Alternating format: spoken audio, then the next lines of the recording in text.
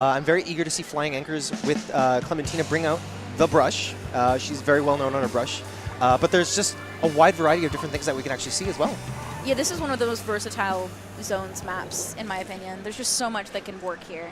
Okay, so we do have to see Clementina on the brush, but this is going to be a bit of an uphill battle. Blanket actually does opt to bring in the custom Hydra right here, a map that's a weapon that's very prized for just long-range pressure, and that's going to be really, really rough. Of course, Blanket taking out Tina right off the get-go. Two members of Flying Anchors do go down. It's going to be a three people going down, 4v1 situation right now. Tougher Puppers pushing up. This is going to be, wow, really, really quick, decisive first set right here. What can you tell me about this, Lily? Well, just on this map, once you have control of zone, the most important part is to push up into the enemy base. If you don't have control of the enemy base, they push out way too easy and can reverse that lead way too quickly. And so we see here, Tougher Puffers is obviously taking that route. They're putting a lot of pressure on here. Oh, wow. That was an incredible shot from Medic. Medic coming up huge, actually pushing up to the enemy base. Two players actually from Tougher Puffers go up. Medic does go down, of course. Tina right now with going with a little bit of a revenge play right now, trying to see what they can actually do to reverse things in their favor. Tina right now using that inkjet, trying to actually see if he can pair it with the missiles. Beautiful. Takes out Blanket. That was an Great amazing play. pick. That was an amazing and important pick. With that Hydra in place, it's impossible to get back through. Yeah. They've just got way too much range on the rest of Flying Anchor's column. And just like that, it seems like Flying Anchors has reversed this game right now, invading the enemy base, but they just have to deal with so much aggression coming in from Flying Anchors. Tina trying to sidestep a bit, but does manage to go down. It's going to be a 2v1 situation, still in favor of Flying Anchors. It looks like they're still going to contest zone, hopefully. Nah, unfortunately, not going to get that. So they're still taking down, and Flying Anchors are getting pretty close to taking lead here. Yeah, they're just applying so much pressure. Izakano actually using that splashdown, has to back away, still manages to take out Blanket. Beautiful play right here. Takes out two players. That's going to come up huge for the rest of the team right here. A little bit of a 1v1 skirmish, of course. And Slug comes up huge with that roller, still kind of guard the rest of the area. And that's going to be, of course, still the lead going to Flying Anchors. So, of course, Tougher Puppers is going to have to redouble their efforts here to actually get the lead. They are. I mean, it's not too far off. I mean, as I say that, of course, both zones go blue. We call that the classic commentator's curse, of course. Absolutely. But anyways, of course, Blanket right now, just on the side right here, does manage to go for the trade with the Clash Blaster, of course. That's going to be, I don't know. For Flying Anchors, though, that's been pretty good odds for Tougher Puffers. Yeah, losing the Hydra is going to be a bit of a blow, of course, for Tougher Puffers. They need the Hydra for that back reach, long backline pressure, of course. So Izakano right now just trying to get into the zone, use that splashdown, but still looking in trouble, trying to just sidestep a couple of things. They lose control right now, and of course it's just going to be a little bit of a... Okay, they do manage to get the zone, all right. I didn't think they were going to be able to, but they actually managed to get it. Blanket right now manages to also get the zone back for their team. And yeah, it's just a little back and forth action here happening, Lily. Yeah, we're about 3 minutes in with 2 minutes left going. I mean, this could honestly go either way. These teams are pretty closely matched. It's going to be up to whoever gets the momentum here coming in the last couple minutes. A lot of back and forth play right here. Blanket actually has to go move back a little bit. There's a lot of pressure coming into the back line. Of course, we shift over to Tina, who's actually using that brush, trying to see if he can sneak into the base. Comes up huge. Actually, no, never mind. Trades with Blanket. Of course, that's going to be a little bit difficult. 3-on-3 situation. Slug comes up huge, of course, with the play here. Goes down. Unfortunately, going down before they can take zone. That was really unfortunate because they had several players down on Flying Anchors. It would have been the perfect time to take that zone back and get that penalty. That's actually a good, yeah, I couldn't have said that better myself, to be honest, because there's just so much back and forth. Of course, right now, Flying Anchors do have the lead, and they're going to extend it just a little bit more. Constantly invading the enemy base right here. Honestly, Paige and Tina are doing an amazing job with their chip damage, taking out these backline players to keep their roller in, well, to keep that roller in check. Paige does go down right there, trying to manage to fight a little bit of a 2v1 situation, does come up short-handed, but that's fine. Of course, now it's just going to be the rest of Tougher Puffers trying to close in, but they're a little too spread out right now. Jet has to scramble with that bomb rush, does manage to get one player, but does not manage to get the zone. That is really unfortunate. Do you think that bomb rush is why they opted for that slosh in instead of the new one? I think, yeah. With I would assume that the bomb rush would probably be a really good option just to get the zone back in a pinch. But being able to secure it and just hold it are two totally different things. You have to keep in mind that once you actually do apply a special, you need to maintain that pressure. But of course, there's just so much back and forth action happening right here. Flying Anchor still looking really good with 15 seconds left on the clock. This is going to be really close. This is going to be really dangerous too. If Tougher Puffers does manage to get back in and get those zones in time, they're going to have to do most of this push in overtime, and that's never something you want. This is getting real close. They're running out of time here to cap it. Paige comes up huge, manages to get one player, and then just fends off the last two that are actually trying to get the zone. But of course, Flying Anchors come up victorious in that round one. Which is, I mean, really well played by both of them. That match was a lot closer than it looked, I found, throughout the middle especially. The momentum just unfortunately went to Flying Anchors in that one. For sure. Now, let's take an interesting look at this comp right here, because I do really want to actually shed a little bit of light on it.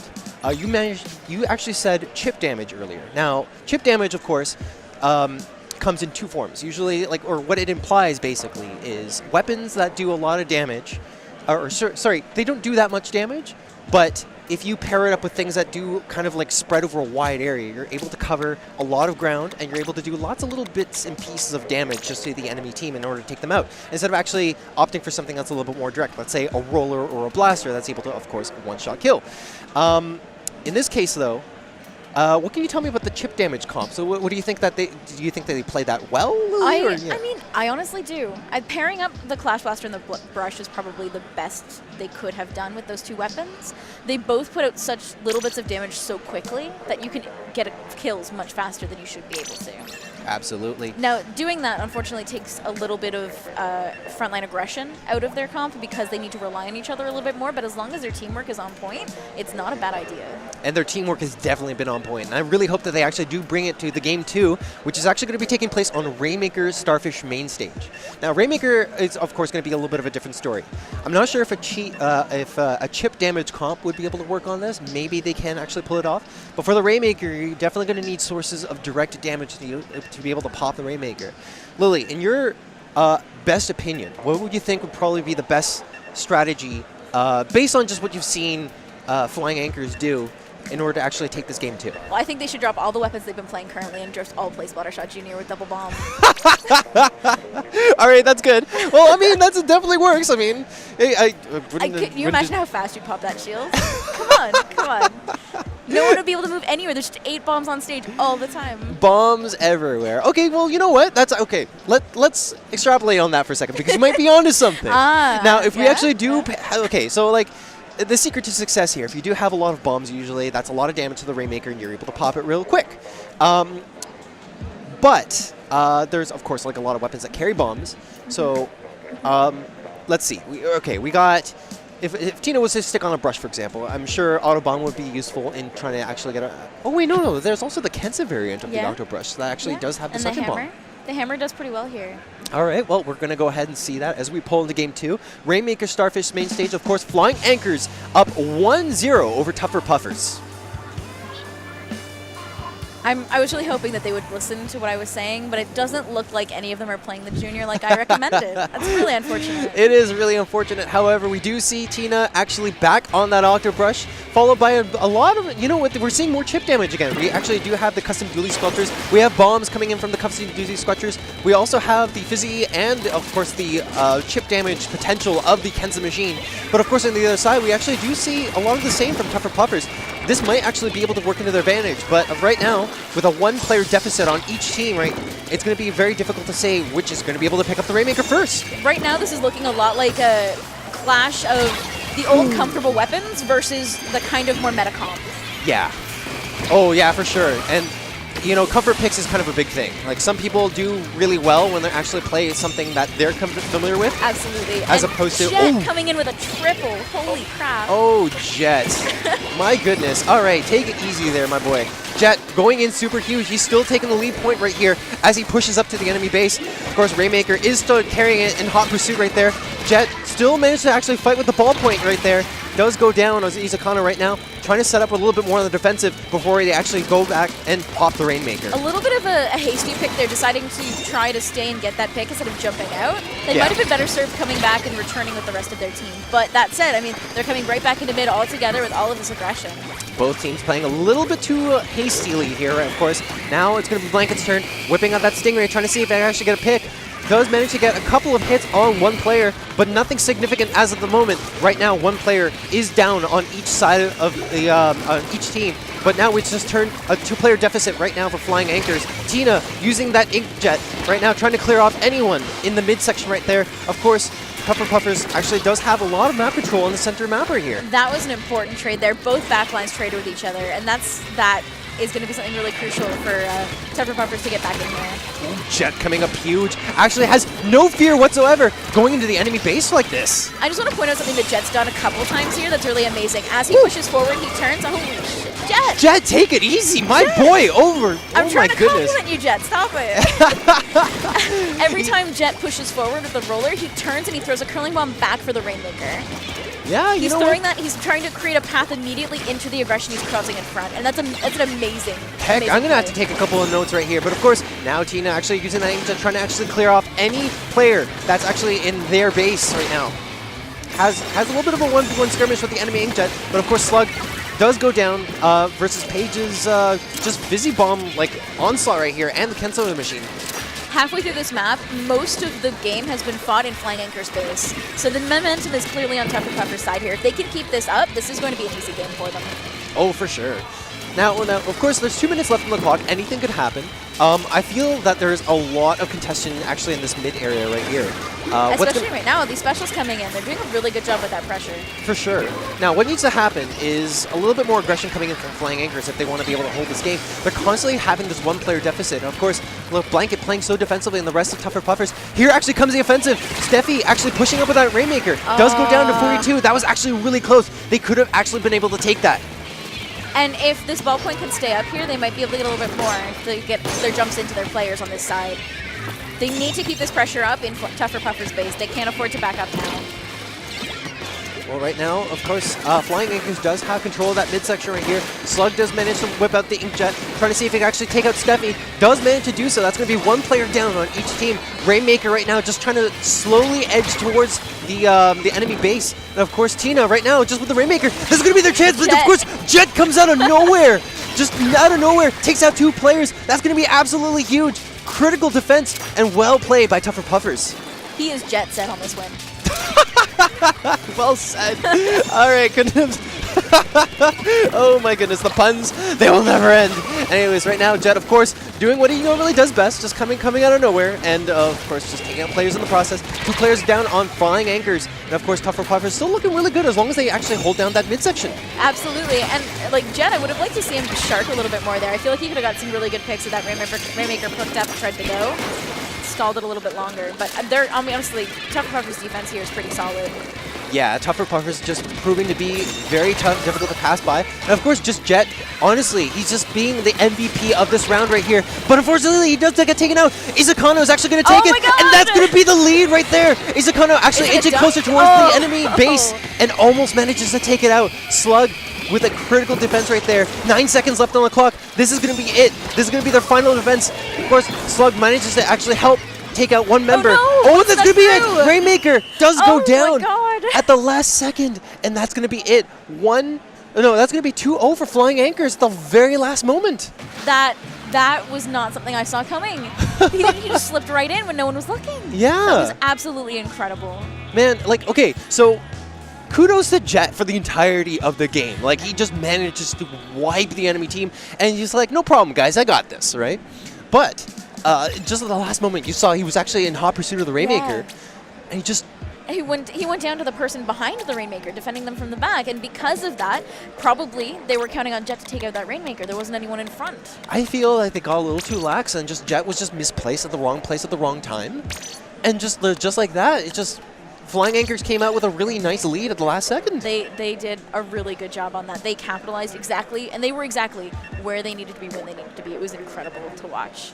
Now, Flying Anchors not only managed to pull off a really important victory in that game, but here's the thing. They're going into Game 3, which is going to be tower control and Anchovy, and they're already armed with this really useful information of watch out for Jet. He's clearly established himself as like a threat. Yeah. Right? So the best thing to do for Flying Anchors, if I was them anyways, I'm sure their comms are probably discussing what is probably going to be the best way to get rid of that defenseman right there. They've got to be talking about that right now. Now, from my own experience, of course, I'm a roller main myself. tower control roller, I don't know. I don't really feel it. This tower is one of the shorter ones, though. Yeah, that's true. The Okay. shorter the tower gets, the easier it is for the roller to play. Yeah, you know what? I won't disagree there. Actually, roller is fantastic in that sense, especially on Anchovy. Anchovy is actually really like a really strong map for roller. I mean, the biggest problem here, I think, is if Flying Anchors is smart, they'll amp up on their paint. And if they amp up on their paint, Jet won't be able to move anywhere.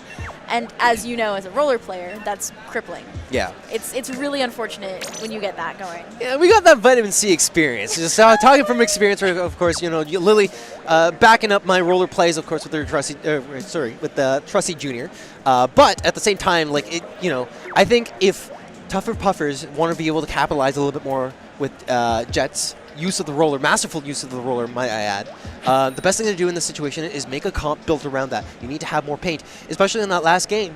Jet didn't have that much area to move around. Yeah, not a whole lot of paint support on that last map. And it wasn't as important because there's a lot of places for Jet to get in and hide behind to Shark. But this map is a little bit more open, a little bit more dangerous, especially when coming up against the backliners. Absolutely. All right. We are heading into Game 3. They just need one more game for Flying Anchors to be able to win this 3-0. But of course, now we're actually switching things up a bit. Paige actually bringing in the Kensa Rapid. That's something we don't see very often. That's not something we see very often, especially on this map. This map is really favored by Splatlings, especially heavies and ballpoints. Yeah, but we don't really see that much of a Splatling. And in fact, it's going to be like a very skirmishy comp. We got things like the Brella and the Kensa Machine, which are going to be a little bit more of a lone wolf. But of course, that's a good example of exactly what we're talking about. Tina just kind of doing her own thing, being able to take that brush into just enemy territories with no fear whatsoever.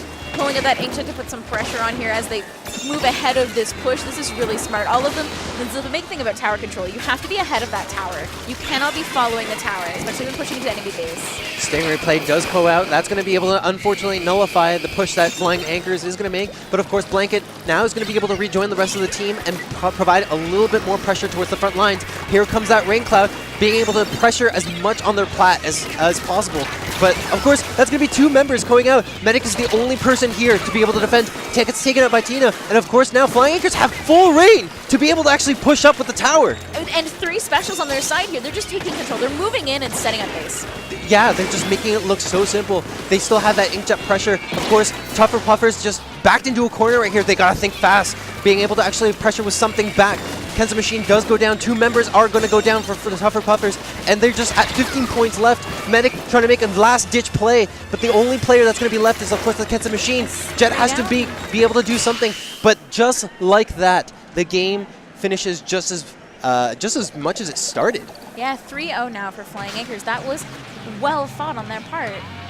That was just a really amazingly played. I mean, not to discount any of the play done on the part of Tougher Puffers. They came out and they put on an amazing show here for us. Absolutely. I'm just blown away. And of course, Steffi coming up with an 8 KD, getting at 2 Rain Clouds, which is going to be absolutely critical, being able to get that push onto their plat. Yeah, they did so well there. And they just moved in, they set up base. They're like, I know this is your base and it was originally your color, but it's ours now. We're taking this. We're taking this.